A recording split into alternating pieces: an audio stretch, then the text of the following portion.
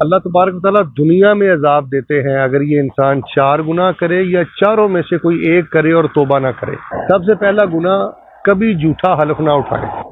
حدیث شریف میں آتا ہے، جس کو بعض محدثین نے حسن درجے کا کہا ہے، کہ رسول اللہ صلی اللہ علیہ وسلم ارشاد فرماتے ہیں کہ جو بندہ جھوٹا حلف اٹھاتا ہے اس کو اس وقت تک موت نہیں آئے گی جب تک وہ اس کا وبال نہیں چکھے گا۔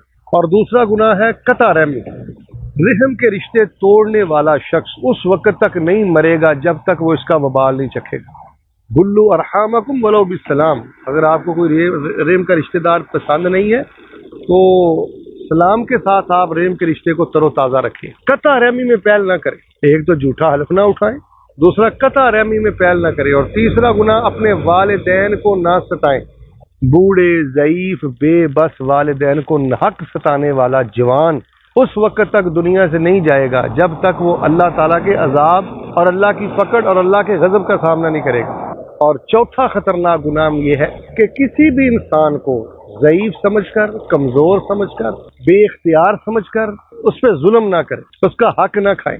رسول اللہ صلی اللہ علیہ وسلم کے ارشادات سے، قرآن و حدیث سے پتہ چلتا ہے کہ جو شخص کسی کا حق مارتا ہے اور کسی کمزور پہ حق ظلم کرتا ہے اس وقت تک اسے موت نہیں آئے گی جب تک اس پہ اللہ کا عذاب نہیں آئے گا۔ اللہ تبارک و تعالیٰ سے مزید جاننے کے لیے چینل کو سبسکرائب اور لائک کریں، ویڈیو کو آخر تک سنیں تاکہ نئی آنے والی ویڈیو کا نوٹیفیکیشن آپ کو مل سکے۔